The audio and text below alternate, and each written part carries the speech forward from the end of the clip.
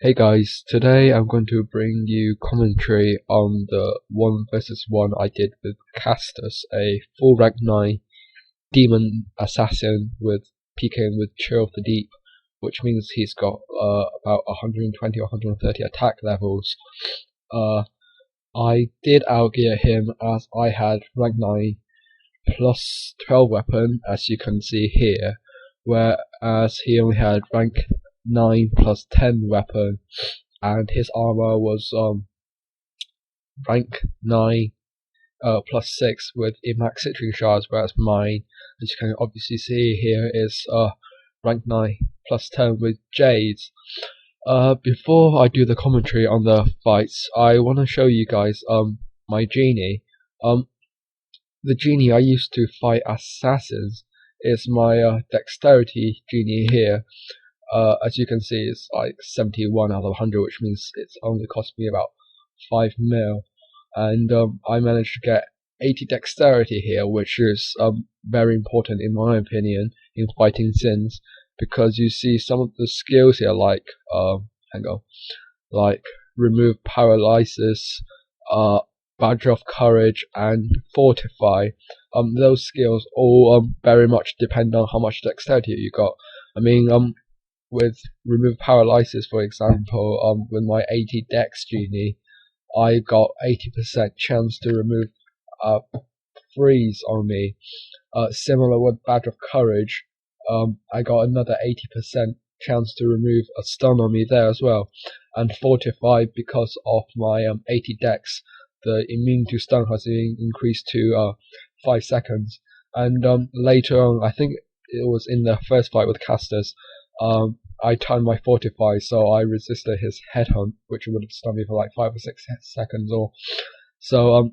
Yeah, I mean, to fight assassins, you really need a genie which can break out of stuns to avoid the stun locks, seal locks, or whatever. With my dexterity genie, it does that quite well, because I got 80% chances to remove basically most of his status effects. Another thing that really helps is the new archer leaps, if you guys have it. I think I used it a lot in the second or third fight, where he kept attacking slash me to keep me in place, and because one thing is that remove paralysis is only a 80% chance, and it also uses like 70 energy as well. So because my genie is dexterity based, it has very little magic regen. I mean, the regen is only like 1.8 energy per second, whereas compared to like my TW genie is like nearly 3 energy per second. So yeah, I don't want to like use my genie skills too much, which is why you see I don't really holy path on my genie as well. When I'm using my dex genie rather. If you don't have a dex genie, it doesn't work that well, but you can also have a faith genie. But the thing with faith genie is that it has a 60-second cooldown, and it pretty much leaves your genie dead. Like, it used, like, even on my vitality build genie, which is basically built for faith usage, after using faith, I would only have 55 energy left, and that's not that much. I can't even holy path away after faith, so I have to like chain it with wing of grace or albanalacity. But the biggest downside of this is that with my faith genie, I can only use it once every 60 seconds, whereas with my dexterity genie, badge courage has 30 seconds cooldown, and if I say use badge of courage and then wings of grace, that's a 15-second window where my opponents cannot stun me, and that's even before I kite and using fortify or something like that. So yeah, which is why I'd heavily recommend getting yourself a dexterity genie before you attempt to fight any sins who know what they're doing. So here's the first fight with Kastus. I like to keep fights with assassins in the air because it makes kiting 3-dimensional. You can move left, right, forwards, backwards, and then up or down. If you drop from the air and the assassin telestuns you, or like freezes you or sleeps you or anything, you also get a 50% damage reduction, because the game mechanic thinks that you're on the ground and they're in the air. So here I opened with Fortify, thinking that he was going to telestun me, but he only teleported to me and then slept me, which is good judgment on his half, and there he telestunned me. So I immediately went with Badge of Courage, which has 80% chance to work on my genie, and then popped Wings of Grace. So as I get a 33% damage reduction, as well as immunity to freeze, stun, sleep, just about anything that slows or makes my, like, is basically any movement debuff. Yeah, he popped a Dew, and I think I purged him on my first shot with the take aim, which was quite lucky. That also means his Tidal is down, so I stunned him, and luckily my quick shot procced, but not that. The first shot didn't crit, and the second did, which means I bypassed his charm, which means the first round I won. So here's the second fight. I got him cleric buffs, so it's a bit more fair. Last round he only had bard buffs, and I purged out straight away. So yeah, if you notice, it's like a secondary P defense, physical defense buff icon on him, and that pretty much means that he's popped a Dew of Star Protection, which boosts his defenses massively for the next 20 seconds. However, it overwrites the the carrot buff magic shell.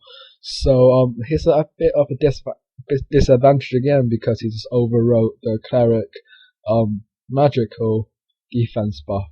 And versus assassins, I like to use magic attacks, because usually, well, not for his case, but usually they use like APS gear, and they're rather vulnerable to magic attack, whereas physical attacks aren't so vulnerable to. And another thing is that lightning strike, demon at least, has 100% hit rate accuracy, so it's a really nice finishing skill against assassins, who, like archers, have ridiculously high evasion. I think more or less like 1 in 3 hits probably will miss, or 1 in 4, something like that. So like when their dead and nerves wears off, you really don't want to miss that crucial last hit before their charm ticks. In this fight, I'm using my leaps quite a bit as well. That makes it a lot harder for the Sims, because their jumps, shadow jump I think is called, their teleport to me, has like an 8-second cooldown. Granted, it's shorter than the arch at least. It's like if you leap away from them, they still have to use that skill to get to you, and that bit of extra time often helps, and they have to think about something else.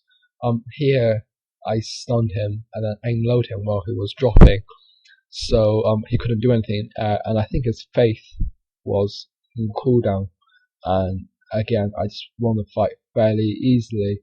I mean, in the first 2 fights my charm didn't even tick, so just to show that even though, granted, I do outgear him, but it's just to show that if you can kite an assassin well, they're actually really easy to kill, purged or unpurged, because of their like low defenses. Most of them even go Diamond of Tiger instead of Jade of Steady Defense, which makes them really easy to kill endgame, as long as you can avoid their stun locks and survive their attacks if needed. So yeah, like at the beginning of the fight, I moved up, dropped down. He didn't stun me, and then he dropped down with me, so I leapt away from him, and there again leapt away from him, but he shadow jumped to me, which is a bit annoying. And here I flew up, so I'm out of his range, and if he tries to fly up with me, he wastes quite a few seconds in trying to get to me. One important thing against assassins is that chi management, Wing of Grace, Thunder Shock, they all take quite a bit of chi. So I like to instant cast take aim quite a bit because it regains 10 chi instead of like just auto attacking, which gives 5 chi. Sorry. So yeah. Like chi management versus sins is really important, especially when you're fighting them for a sustained time, because they basically swim in chi with Rising Dragon Strike, Packing Slash, Inner Harmony. Like these skills all give them like chi, unlike Archer skills which only gives like 10, 15.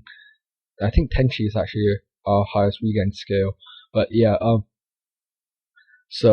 yeah, if you can time your anti-stuns, anti-freezes with elasticity, fortify on them really well, then it makes them really hard to kill you, provided they can't just like APS you to death in like 2 seconds, or like one hit you do a Zerk crit or something like that. Yeah, so like avoiding stun locks and just like watch what they do, because that's their number one way of killing you. They rely on stun locks less than Blade Masters, I suppose, and it's a lot harder to time against theirs because they can freeze as well. But basically, endgame, that's the only real way they can kill you. Either stun you and then like kill you, or Zerk crit, or like freeze and seal you, which is basically a stun. I'm just coming up to the end of the fight now, and it's quite lucky, I think, because I think his genie's on cooldown and it's leapt away from him, and he just used Faith about half a minute ago and used Whirlwind, which I'm gonna guess that his genie is about dead now. So I leapt away from him twice, stunned him, which luckily worked. Popped my anti-stun up, and luckily he timed his throw cut badly and just killed him there, because I ticked his charm and the last hit went through.